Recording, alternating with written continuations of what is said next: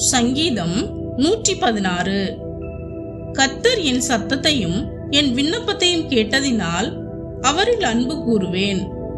அவர் தமது செவியை எனக்கு சாய்த்தபடியால் நான் உயிரோடு இருக்கும் அளவும் அவரை தொழுது கொள்ளுவேன்.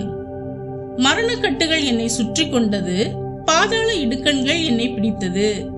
இக்கட்டையும் சஞ்சலத்தையும் அடைந்தேன்.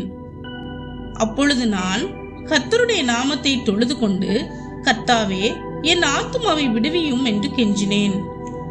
கர்த்தர் கிருபையும் நீதியும் உள்ளவர், நம்முடைய தேவன் மன உருக்கமானவர். கர்த்தர் கபடற்றவர்களை காக்கிறார்.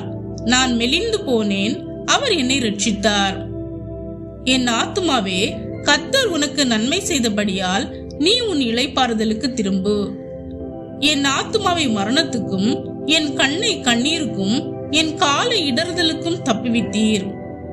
நான் கர்த்தருக்கு முன்பாக ஜீவனுள்ளோர் தேசத்திலே நடப்பேன்.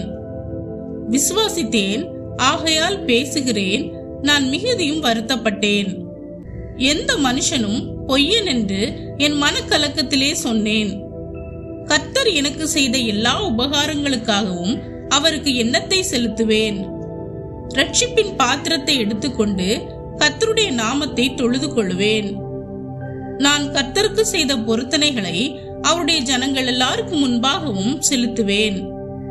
கர்த்தருடைய பரிசுத்தவான்களின் மரணம் அவர் பார்வைக்கு அருமையானது. கர்த்தாவே, நான் உமது அடியேன், நான் உமது அடியாளின் புத்திரனும் உமது ஊழியக்காரனுமாய் இருக்கிறேன். என் கட்டுகளை அவிழ்த்து விட்டீர். நான் உமக்கு ஸ்தோத்திர பலியை செலுத்தி கர்த்தருடைய நாமத்தை தொழுது கொள்ளுவேன். நான் கர்த்தருக்கு செய்த பொருத்தனைகளை அவருடைய ஜனங்கள் எல்லாருக்கும் முன்பாகவும் கர்த்தருடைய ஆலயத்தின் பிரகாரங்களிலும் எருசலேமே உன் நடுவிலும் நிறைவேற்றுவேன். அல்லேலுயா.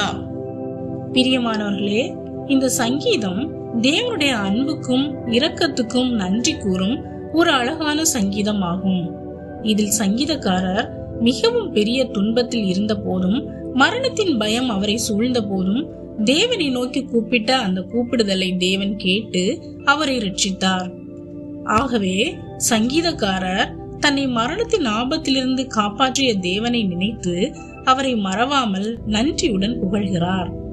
இன்றும் நாம் துன்பத்தில் இருக்கும் போது தேவனை அழைத்தால் அவர் நமக்கு உதவி செய்து நம்மை தப்புவிப்பார்.